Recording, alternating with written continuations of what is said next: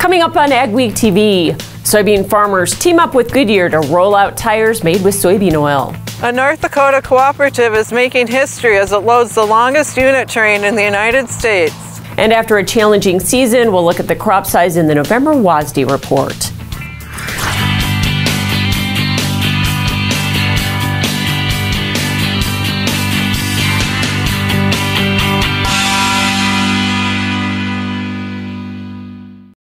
Welcome to Ag Week TV. I'm Michelle Rook. Congress finally passed the Infrastructure Investment and Jobs Act. The bill spends $1.2 trillion over 8 years and is one of the largest investments in infrastructure in U.S. history. Agriculture will gain from $110 billion for roads and bridges, $66 billion for rail improvements, $65 billion in broadband investments, $47 in cybersecurity and mitigation of drought and floods, plus port and waterways receive over $17 billion. There are also updates in hours of service for truckers and a bio-based pilot program. Farm groups generally supported the package. 7 Midwestern governors are asking EPA to create a new rule to allow year-round sales of E15 and want it in place by the next driving season. A federal court vacated the Trump administration rule that allowed those sales. Governors, including South Dakota's Kristi Noem, told EPA under the Clean Air Act, the administrator has the authority to write regulations that put E15 on equal footing with E10 regarding volatility at a governor's request. If granted, the recent court decision would not restrict retailers in those states from selling E15 year-round.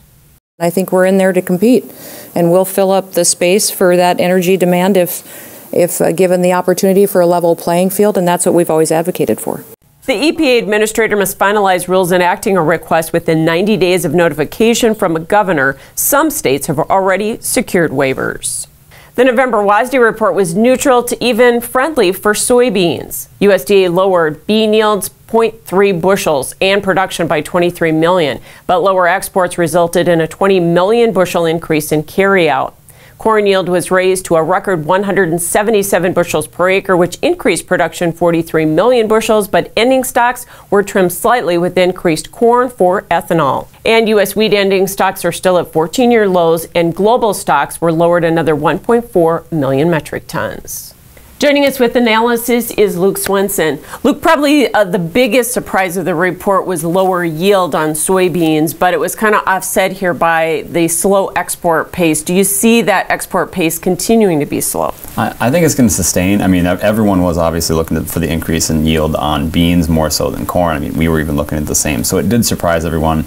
It makes sense the way they jockey around numbers. China is about, 36% behind where they were last year for soybean exports at this time. Can we get caught up? They can. I think it's going to need you're going to need a production issue in South America for them to come in and bid for that, because when we're looking at stocks where we are, it's going to be hard for them to close that gap. I mean, the USDA had us down 10% at this time, and we're down, it was like, 34. I don't think they're going to necessarily close it, but the question is we're setting record crush paces here. You've got new plants coming up in the next 2 years everywhere. I think we're domestically going to be the leader, and China's going to support more than the other way around. Specifically on corn, we did have record yield, 177 bushels per acre, but it was offset by ethanol demand. Overall stocks in the U.S. are low. Margins are high. These guys can keep bidding futures well above where they are, and they can keep chasing it down for the time being. So unless you really see energy falling off as a whole, I mean, nat gas finally pulled back, so that might help fertilizer a little bit. But on the long run, crude oil's up at 80, the economy's running, we're in great shape on that. Well, and corn is going to have to bid for some acres here. One thing we're paying attention to, we're actually short beans against corn just because we think acres are really going to surprise going forward, and we think the market's already really shifting to pay attention to 22 there. Cash basis is doing all the work here. How high do you think we're going to see prices go then? I think we've been telling our guys it's going to be a basis-led sales market. We're not going to be looking at futures really and selling. It's going to be basis-led on strategic opportunities. You've got bullish growers with a lot of cash in their pocket sitting on bends in a situation that they haven't been in a decade. They can afford to sit back on this in an inflationary market. They're going to let it work, I think. Corn is also getting some help from the wheat market, which has been surging, and a lot of that is due to these tight global supplies, and we got more confirmation of that in the report. So do you continue to see us cracking out these contract high areas? Remember the last time, I think it was 11.18 that we hit a few years ago. I mean, we hit 11.18, and I believe we were down like 45 cents by the end of the day. I mean, there's nothing in that market. It's so thin. set your targets out there and forget about them. If they get hit, be happy. Don't try and pick the top penny on this thing because it can come and go before you even have a chance to react. It is going to be a very interesting winter. Yes, it will. All right, thanks so much for your analysis. Luke Swenson joining us from the Money Farm. 4 U.S. senators have struck a deal on a price discovery bill to expand negotiated cash trade for cattle and to address the lack of transparency in the market.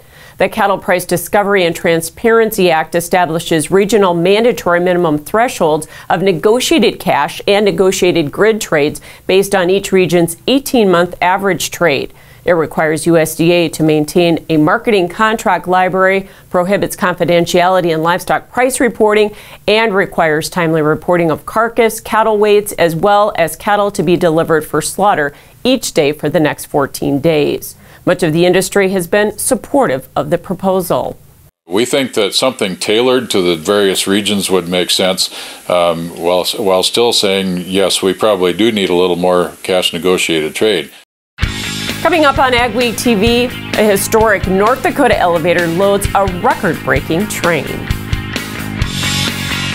Superior Grain Equipment offers you the industry's best dryer and grain handling equipment. So make the superior choice and get higher quality grains, test weights, and prices while using half the energy. Superior Grain Equipment.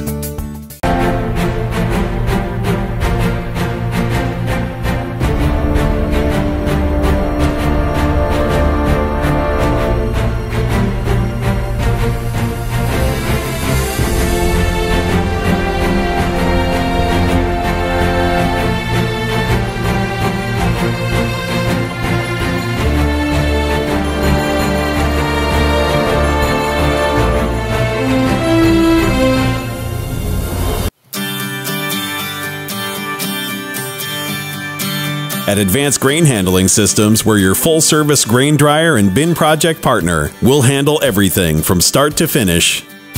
These guys are all in one. That was one of the big draws. They were the general. They took care of the electrical. They took care of the cement, took care of everything. Whether your next project is big or small, let our team help with it all. Visit advancedgrainhandling.com. Hamilton System Inc. in Drayton, North Dakota is the North American distributor of the Fantini corn and sunflower header. Both the L03 corn head and the G03 sunflower head have a simple, high-efficiency, low-maintenance PTO-driven gearbox, which eliminates slippage and power loss even in the most trying conditions. These heads are built with a solid one-piece frame and tubular steel construction that will withstand the harshest field conditions. Available in models from 4 to 18 rows, they adapt to any combine and come with a 4-year warranty on the transmission units. Superior Grain Equipment is committed to quality and service. Protect your bottom line and your future with superior quality, protection, and reliability. Make the superior choice today with Superior Grain Equipment. Go beyond the headlines with an Ag Week membership. Get in-depth agribusiness reporting, original farm and ranch stories, and fact-based research for the most comprehensive ag news in the upper Midwest. Experienced ag journalists bring you exclusive ag news, insights, and policy updates you won't find anywhere else. Become a member today and get unlimited access to Ag Week and Ag Week TV. North Dakota's oldest co-op elevator is making history. The Honeyford elevator recently became the first in the U.S. to load an 8,500-foot unit train. That's 142 rail cars. Ann Bailey has more on what it means to the future of rail transport in this week's Ag Week cover story. The larger train you ship, the cheaper the freight is to get it there. Honeyford Co-op manager Kevin Peach said elevators need to be looking forward or they'll be left behind. This 142-car train is more than 1.5 miles long.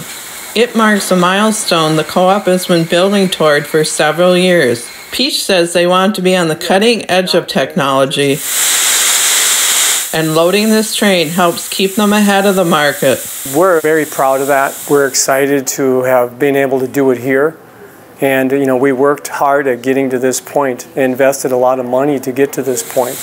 The train is filled with 550,000 bushels of corn grown by farmers in a 50-mile radius of the tiny northeast North Dakota town. It's bound for an Alberta, Canada grain company where it will go to cattle feedlots. 8,500-foot unit trains have run in Canada for several years and are likely to become more common in the States. We work hard to make sure that these guys stay competitive, and the elevator managers are working with the producers to get the best price, and that just depends on the best rates. It's the future, really, but they're first. This train holds 44% more grain than traditional 112-car trains. Canadian Pacific's Director of Marketing was on hand to watch it get loaded. He calls it revolutionary. We expect this to be the model of the future. In Honeyford, North Dakota, this is Ann Bailey for Ag Week. You can read more in the next Ag Week magazine or at agweek.com. South Dakota soybean farmers are teaming up with Goodyear to provide soy-based tires to sheriff departments across the state and parts of the state fleet. Soybean Council Chair Tim Ostrom says soybean oil replaces 45% of the petroleum in the tread of the Goodyear Eagle Enforcer tires. This is a new product that Goodyear is coming out with that allows law enforcement to use a product that's renewable and sustainable.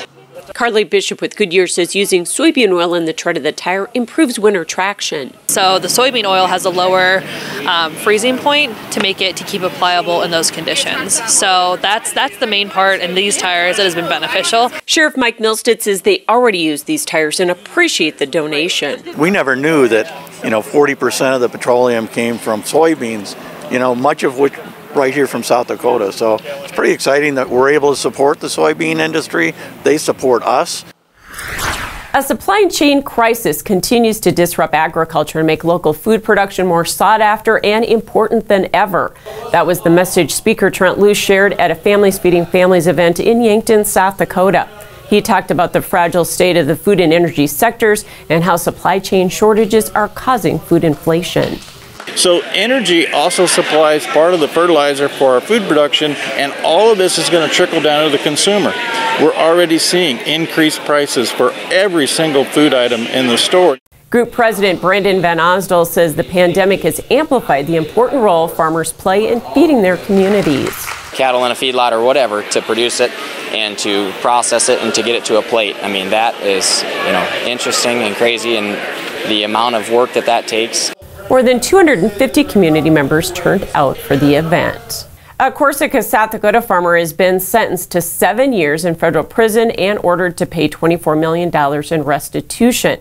This comes after a federal indictment in March 2020, which detailed Robert Blum's Ponzi scheme involving about $10 million in funds related to his custom cattle feeding business. Court documents say Blum altered purchasing documents, allowing him to sell the same group of cattle to multiple buyers. Ahead on Ag Week TV, we'll meet a young Bismarck couple helping to strengthen North Dakota. I'm Peter Bosch. I've been working with Gateway Building Systems for a little over 20 years now. I chose Gateway Building Systems to build my shop because I wanted a building that could both be used for my equipment and as a place for my family to hang out and do things. I would advise anybody that's thinking about working with Gateway to go in and talk to the guys there, tell them your plans and your future dreams, and let them design something for you. Don't miss out on the equipment you'll need next season. Titan Machinery, your local Case IH dealer, has early order discounts on its full line of powerful, efficient, new Case IH equipment, including tractors, combines, and self-propelled sprayers. Get a great deal and ensure that you have the latest in productivity and technology. Supply chains are tight. Contact your Titan Machinery dealership today and find out how much you can save by ordering ahead. Titan Machinery, your local Case IH equipment experts. Hi, Bill Kelsey here, Geringhoff Territory Manager, covering northern Minnesota and the Dakotas. At Geringhoff, we offer a full line of the best harvest headers and residue management systems on the market. Contact me today to discuss your farm's needs. From there, I'll connect you with an authorized Geringhoff dealer.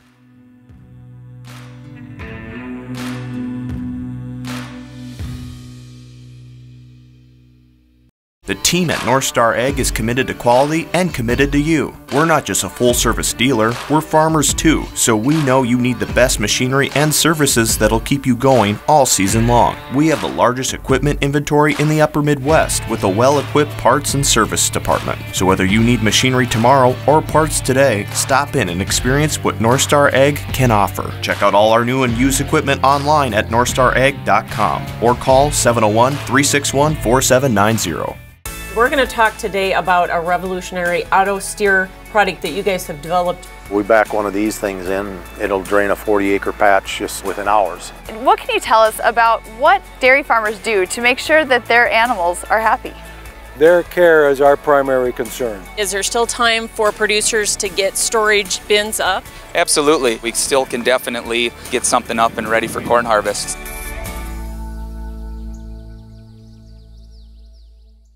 The weather pattern turned more active this week with a mix of rain and snow. So how long will this pattern last? Here's John with our AccuWeather outlook. Following a little period of active weather through the northern plains, looks like November weather is going to settle down for a little bit. It will remain a little bit colder, though not unusually cold. This is the time of the year when you can get some pretty cold weather. November, mid-November, late November, it can go below zero with snow on the ground into the northern plains, even into as far south as Iowa. That's not happening. It's just going to be a little bit consistently colder. Pattern with that, though, looks generally drier. And the absence of widespread deep snows, at least so far, probably means that we will continue to have, if perhaps occasionally cold weather, nothing particularly frigid into the United States. And very little snow is expected, at least over the next 2-week period. Let's take a look at the pattern today. It is fairly cold across most of Canada, the Great Lakes, eastern parts of the Dakotas, with the dark blue areas indicating high temperatures near or below freezing. Not a lot of really crazy cold weather, though.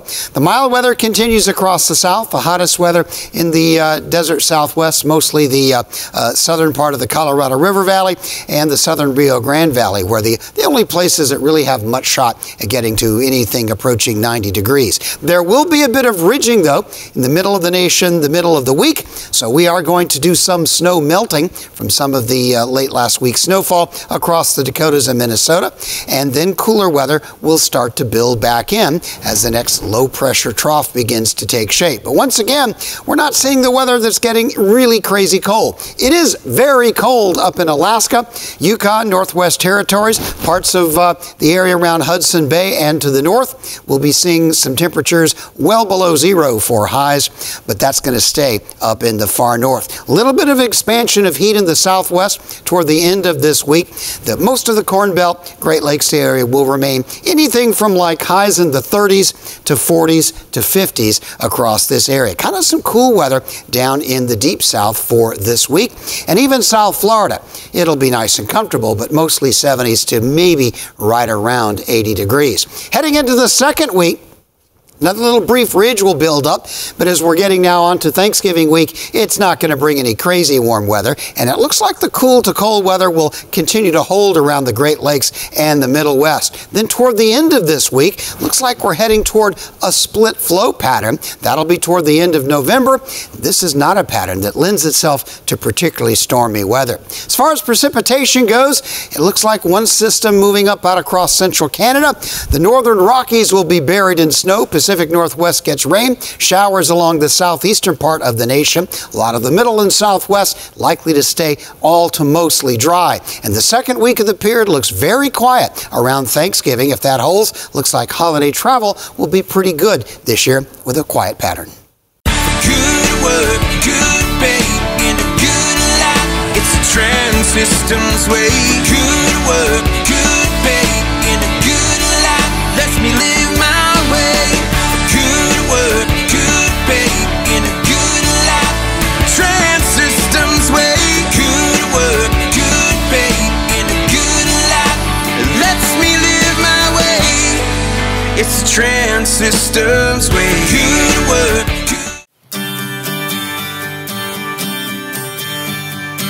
At Advanced Grain Handling Systems, we're your full-service grain dryer and bin project partner. We'll handle everything from start to finish.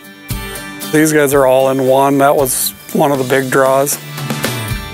They were the general, they took care of the electrical, they took care of the cement, took care of everything. Whether your next project is big or small, let our team help with it all. Visit advancedgrainhandling.com. Risk management is not just for the grains. Livestock producers, did you know you can help protect the price of your production? Livestock Risk Protection, or LRP, is a great tool to help you protect the price of your years of hard work. LRP is available for feeder cattle, fat cattle, and swine. Besides the availability of price risk insurance in your production, cattle producers can also protect their pasture and hayland from the lack of rainfall with Pasture Rangeland Forage, or PRF insurance. To learn more about these programs, call Martinson Ag Risk Management. You can get the field results you want in varying conditions with the flexibility of the Summers VRT Renegade. Featuring on-the-fly blade angle adjustment from 0 to 19 degrees. And if you want the simplicity of a super coulter with the ability to move a little dirt, you'll love the all-new Summers Super Coulter Samurai. Go to summersmfg.com or visit your local dealer to learn more about North America's broadest line of tillage equipment and other products from North Dakota-based Summers Manufacturing. For Ag Week, this is Mikkel Pates at Watertown, South Dakota. We'll look at the positive impacts that dairy can have on the community. A Minnesota couple has put a grain bin to a new use. Spoiler alert, it's not grain. This elaborate system of tubing with the downhill slope is how Maplewood State Park gathers sap to make syrup.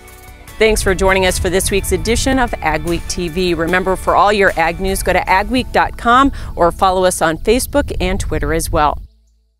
North Dakota's rural communities offer lots of opportunities, and one way to grow is by attracting more people from other states or countries.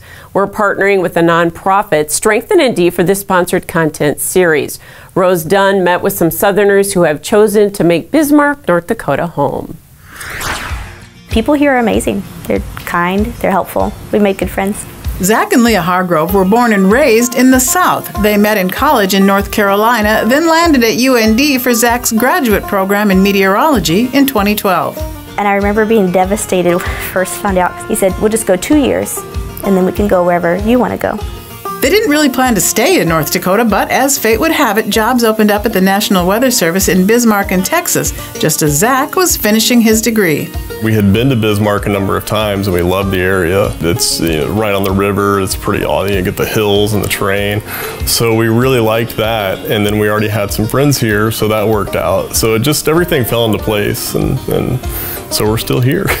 Zach took the job and Leah started a nonprofit, Global Neighbors, to help immigrants. The Hargroves say living in a less populated area gives them so many opportunities. There's a lot of support in North Dakota for entrepreneurs and for startups. Our resumes are pretty accomplished for people who aren't that old, and it's because of North Dakota's opportunities. Zach says North Dakota is the perfect place for a weather watcher and storm chaser. During his weather adventures, he fell in love with photographing the state's back roads. In fact, a collection of his pictures were turned into a book. That's one thing I love about this state is I just love driving around it, seeing the stuff that not a lot of people see. He was honored as Photographer of the Decade in the North Dakota Governor's Photo Contest, and in 2018, Leah was named Bismarck's Humanitarian of the Year, honors they wouldn't expect in a more populous state. And they appreciate living in a place where their kids are safe. And my dad came to visit, and he said, it's like you live in Mayberry. Kids walk home from school, they play outside, people leave their homes unlocked. I said, yeah, it really kind of is.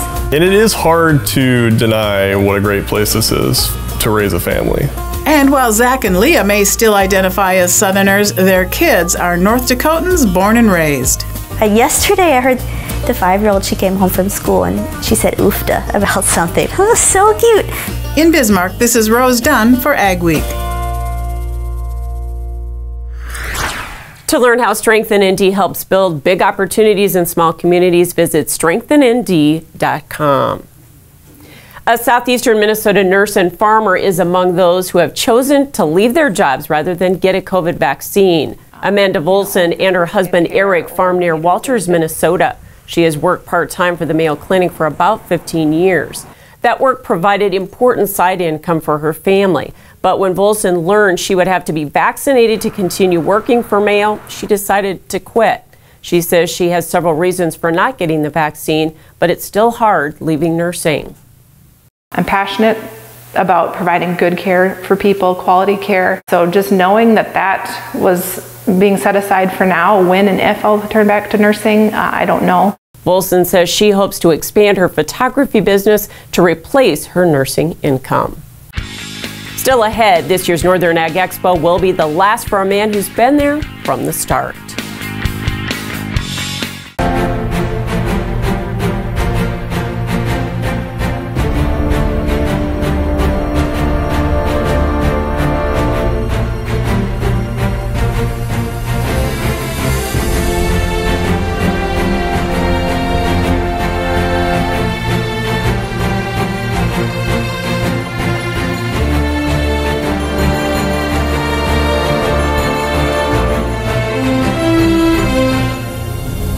Hamilton System Inc. in Drayton, North Dakota is the North American distributor of the Fantini corn and sunflower header. Both the L03 corn head and the G03 sunflower head have a simple, high-efficiency, low-maintenance PTO-driven gearbox, which eliminates slippage and power loss even in the most trying conditions. These heads are built with a solid one-piece frame and tubular steel construction that will withstand the harshest field conditions. Available in models from 4 to 18 rows, they adapt to any combine and come with a 4-year warranty on the transmission units.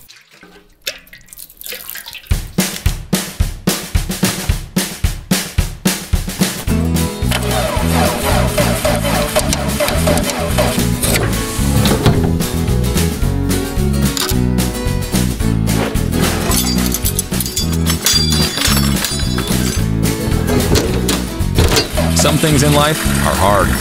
That's why banking shouldn't be. Cornerstone Bank. I'm Peter Bosch. I've been working with Gateway Building Systems for a little over 20 years now. I chose Gateway Building Systems to build my shop because I wanted a building that could both be used for my equipment and as a place for my family to hang out and do things. I would advise anybody that's thinking about working with Gateway to go in and talk to the guys there, tell them your plans and your future dreams, and let them design something for you. Go beyond the headlines with an Ag Week membership. Get in-depth agribusiness reporting, original farm and ranch stories, and fact-based research for the most comprehensive ag news in the upper Midwest. Experienced ag journalists bring you exclusive ag news, insights, and policy updates you won't find anywhere else.